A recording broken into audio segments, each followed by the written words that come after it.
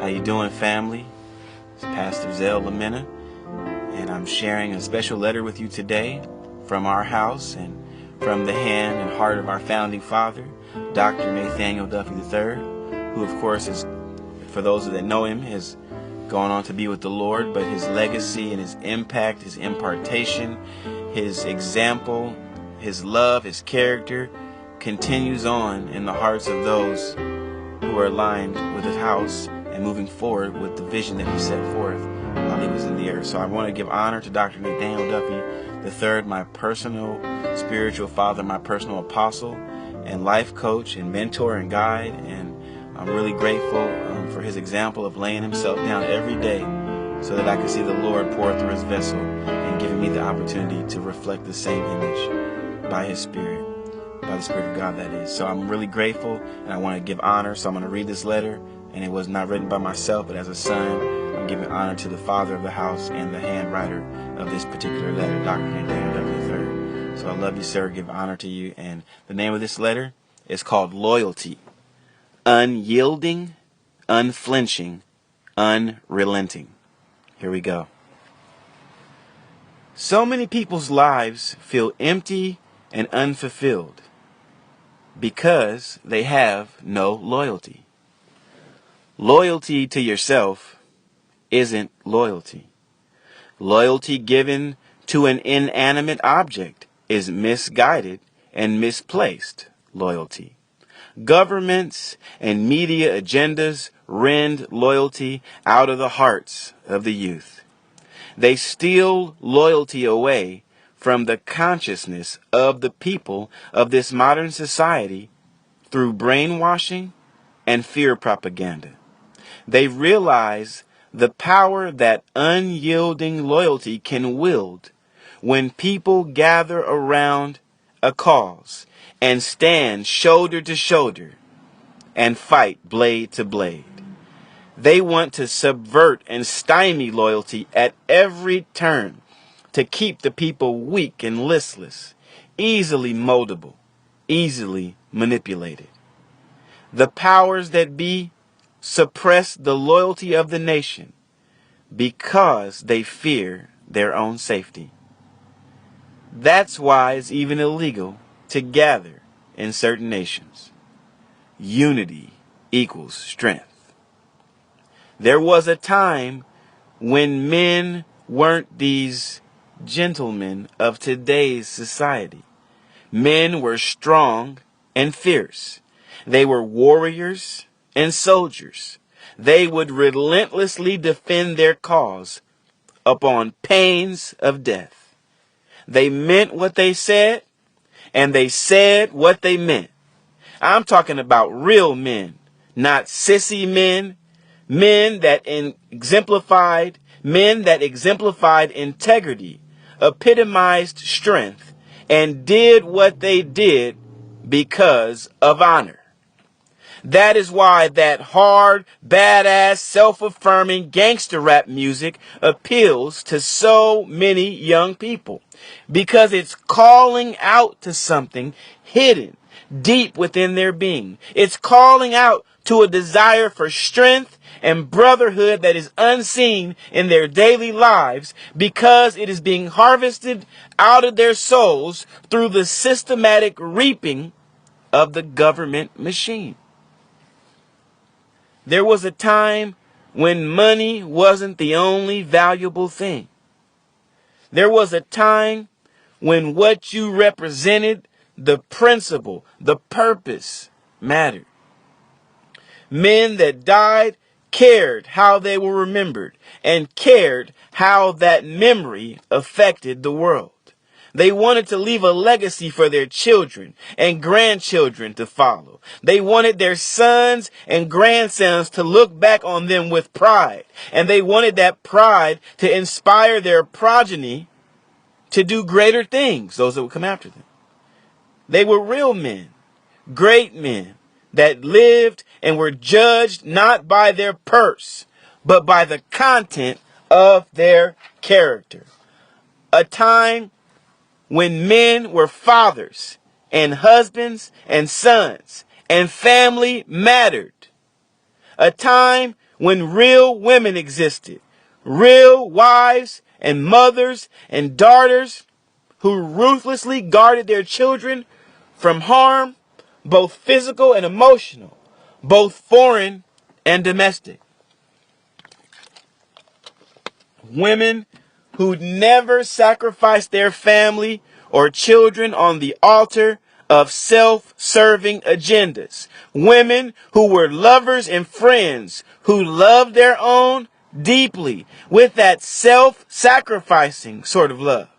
Women who realized that their ultimate purpose in life was to defend their family at all costs and preserve their home. Women who were not afraid or ashamed of being women. Loyal women who knew wisdom and had a chaste tongue. Women who were down for their men all the way and forever down. Women that didn't stink of adultery and social perversion. They defend their man to the death. Wait for him if he were away at war or incarcerated, and their presence in his life didn't deplete him or distract him from his purpose, but encouraged him, strengthened him, and made him 10 times the greater man.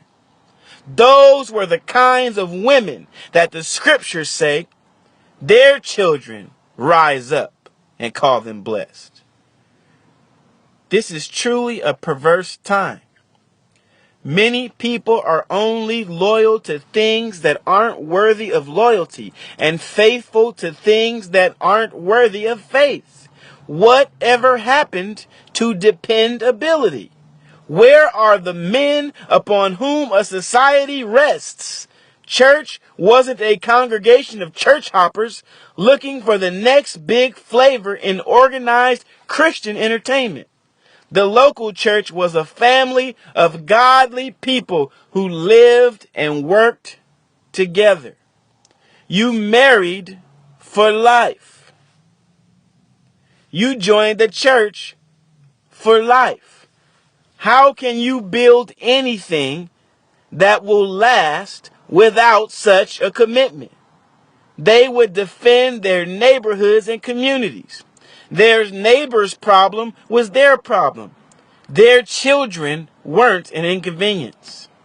There was a common interest, and the streets were safe for a child to play in without harm or molestation. They were strong because they were loyal. Loyal to each other and loyal to their cause.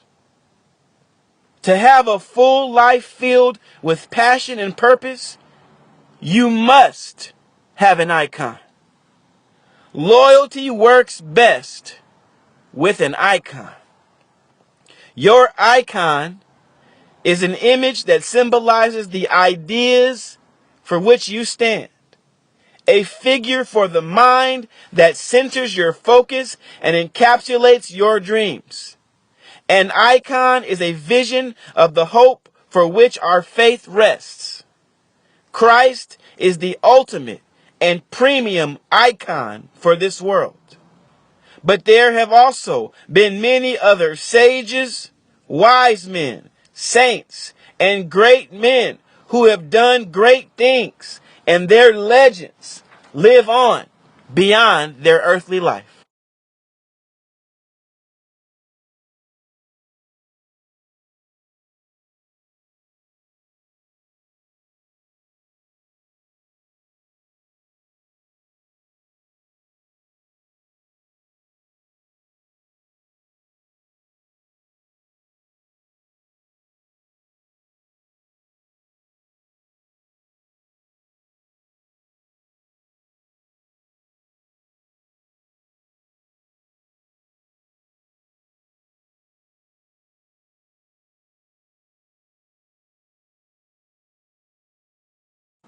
They gained this honor within the hearts of those that followed them because of the fidelity to the cause for which they stood. You must give yourself to something greater than yourself. If you haven't found a reason for which to die, you have not yet found a reason to live. Only a cause that reaches far beyond your life and death is great enough to invest your loyalty into.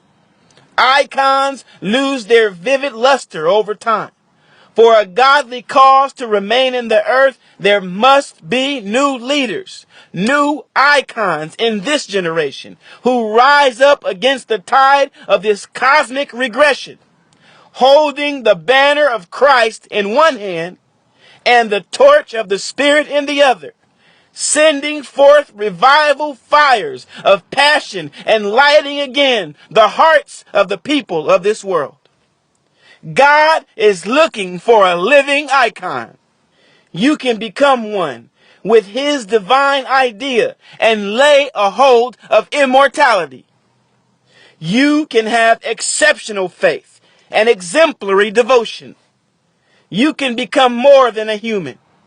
You can become a spirit that ignites the faith of millions when your name is mentioned and inspire courage wherever your exploits are told. You can live in the hearts of men and be a living legend from whom people draw faith and at whose feet men bend the knee and place their loyalties. Yet an icon like Abraham, like Moses, like the 12, or the Apostle Paul, like St. Augustine, or St. Francis of Assisi, or Martin Luther, or Calvin, or Wesley, or Knox, or Eder, or Wigglesworth, or Kuhlman, or Hagen, or Wimber, or Hinn, or Bonnke, are only as powerful or beneficial as their true devotion to the cause for which they stand. You stand. Stand for a cause. Find your loyalties. Devote yourself to that reason. Live for it. Breathe for it. Die for it. Dr. Nathaniel Duffy III. This is Chief Overseer Zelda Mena. Signing out. And may Yahweh richly bless you.